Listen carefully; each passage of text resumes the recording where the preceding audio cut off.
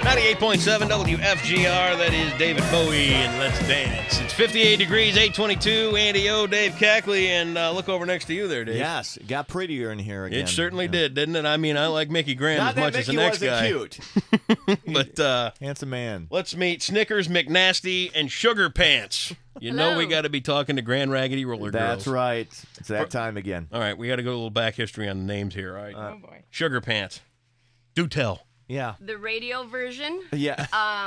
Get good and close to that. Pull that thing down if you have to. There you go. The radio version it was just kind of a play off of watching a SpongeBob episode. Oh, okay. There you go. Mm-hmm. Nice. Long Likely time story. ago. Yeah. And Snickers McNasty is over next to you. And this one here, you know what? Out of all the roller girls that have come in over the year, this one here's got the firing rod. Look at those eyes. Oh, yeah. That's the one you don't want to mess with because she's little. Uh-huh. She's kind of diminutive. She's got the little secretary look going on there, but there is wickedness behind those eyes. You can tell. Yeah. Snickers McNasty. How did that come about? Snickers is an old nickname, and when I was searching for a name, my best friend said you have to be Snickers, and I was like, well, we need something to add to it, and because Snickers is just too darn cute, in my opinion, and I don't want to be cute. But you fit that so well. I mean, if I were to nickname this girl, I would call her Snickers. Snickers works. It works. Yeah. Yeah, and then another friend. And then, did you hear that too? What? It's kind of cute, and I don't want to be cute. Yeah, well, what a curse! What a terrible life you've got going. Being as cute. I'm actually a very evil Cabbage Patch Kid. Oh wow! Nice. Yeah. McNasty's a play off my real last name, which is McFadden, and another friend suggested, so it kind of twisted it a little, and it fits my personality. You know what it is? It's an Irish chick. Yeah. That's what it is right there, because you can see it right in her eyes. So that's Irish. Irish. Do you drink before the games or just right away after? Right away after. That's what I thought. Especially since we can't drink a week up to the games. Oh wow! Really? Yeah. Because you're in train. Yeah. Yeah. Seriously? Yes, we are very serious about that. And you don't do that? No, I do not. Wow. Water. Oh, that makes sense because you don't would have rolled me out of sport years ago. Couldn't have had anything to do with that. Sorry, Andy, you can't be hungover before the games. What?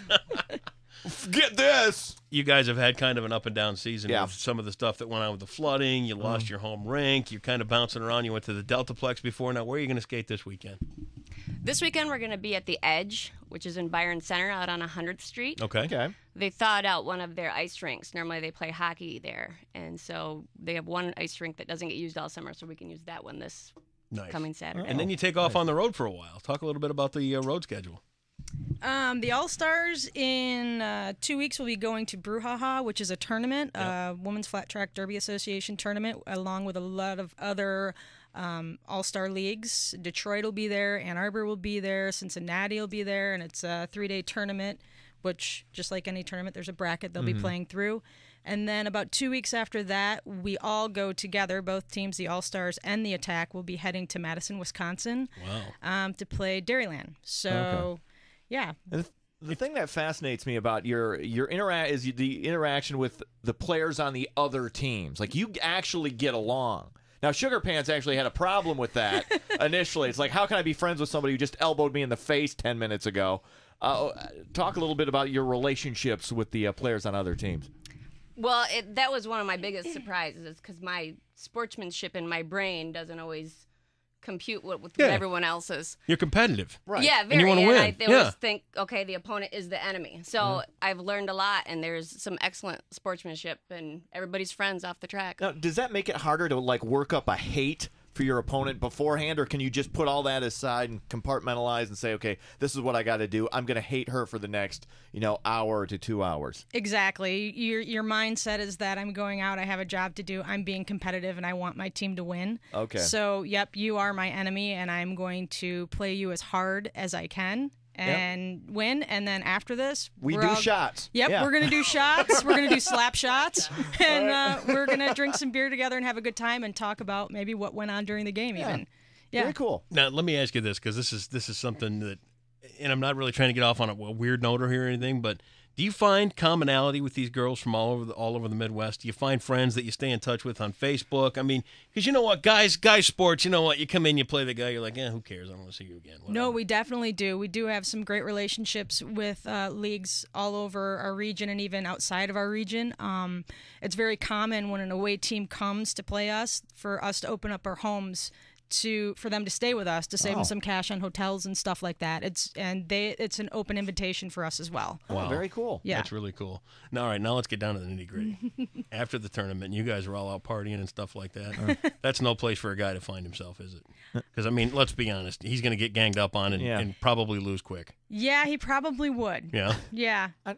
I don't think it would be a bad Because I'm thinking thing. you ought to go to one of their post parties and see how that works You out. definitely you could, should. bring a flip camera along and That might be a great time. see how that works out. And some of us are going to be in costume even really? this Saturday, so it'd be a good one. What's your costume? Snickers. I can't tell you. It's Oh. it's from episode 5. I will say that of Star Wars. Oh, wow. It's Nice. a Star Wars themed bout. So All right. Interesting. And how about you, Sugar Pants? What's your I'm undecided right now. I Yeah. won't know until day of and Yeah. know what my mood is to see where I'm going with it. I could always show up and be Jabba the Hutt. Not for long, man. I You're wanna play. Wasting away over there. I'll just sit here and look fat. How easy is that? Well, ladies, tell everybody on the team we appreciate you guys coming down and spending a few days with us here over the course of the season. Hopefully next year it's bigger and better and the awareness is out there and people are coming to see you guys and it's just going to continue. I think it's great that they do find friendships and they do find abilities to network and be around other like-minded individuals. I think it's cool. And it is good, fun family entertainment, Right. Despite the names and all that. It's a lot of fun. Bring the kids out. It's a great time. I can't get over this Snickers Yeah, mechanic. She really You're looks tough. fixating, man. She really does look tough, man. I'm not going to cross her path. Ladies, good luck this weekend. Have a great success out on the road and continue doing what you're doing. It's a pretty cool thing to be a part of. thank you you. very much. Grand Raggedy Roller Girls this weekend. Check them out.